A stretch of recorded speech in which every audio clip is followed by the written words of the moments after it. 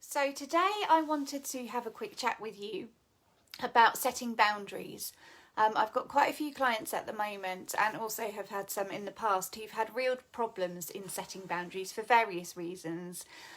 Some of them relating to fear of losing the relationship at all, be it a friendship, a family member or a loving relationship.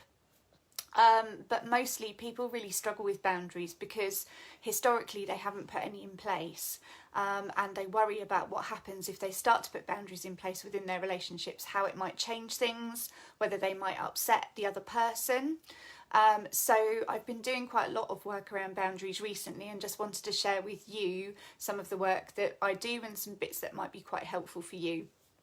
So in order to set boundaries, the best way to start off with experimenting how that might work is via starting with yourself, starting with what you might need to do in order to set those boundaries, by starting with yourself and looking at the things that you do. So for example, let's just use a really easy example. I think most of us would probably have a bit too much chocolate over Easter. I know I certainly have, maybe topped up with a little bit of wine as well. So I need to kind of get back on track with all of that and go back to plan. So for me, my rules that I'm putting in place, my boundaries I'm putting in place are about not drinking during the week. Only leaving that to the weekends, and not eating chocolate during the week either. Both my major vices, and it's going to be quite tricky, but I'm going to start off with those. So I'm going to do things like put a sign on the fridge to remind me, and another sign inside the larder door to remind me not to do that. So the first thing is set what boundary it is, write it down. So write it down and make sure it's going to be somewhere where you'll look at it every day. If you have a journal, you might want to pop it in your journal. And if you've got, like signs and everything that's really visible every time you go to those cupboards or the fridge or what have you, then that's going to be really easy as well. So make sure that you're looking at that every single day. And when you look at the sign or you look at what you've written in your book, read it every time and keep repeating it, so it almost becomes a bit of a daily mantra. You set yourself up for the day by reading that and showing that you're going to pay attention to it, you're going to use that, and you're going to do it. So that's the first thing. And then obviously the next bit is making sure you keep to it, which is the bit that people kind of generally find quite difficult about setting boundaries, is when it comes to the crunch, are they going to stick with it, or are they just going to go along with things as they have done before? So that's the tricky bit, is just to make sure that you're keeping on top of it.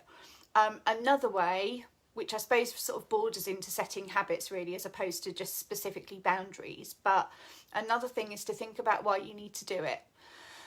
So in terms of my example, so I need to do it because I need to lose some weight, because I've seen photographs of me recently where I have been thinner and I really like myself like that. So that's kind of my motivation.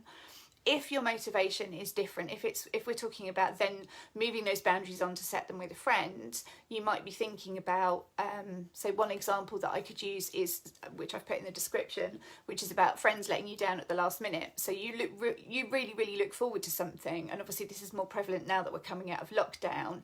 You really look forward to it, they let you down, thinking that you'll be fine with it because you always have been before, and actually you feel really disappointed and upset. You've looked forward to that, you've looked forward to seeing them, particularly at the moment when we're not getting to see many people at all. To then not be able to go ahead with that, it's quite difficult, it's quite tricky. So think about the reason why you want to set the boundary in the first place.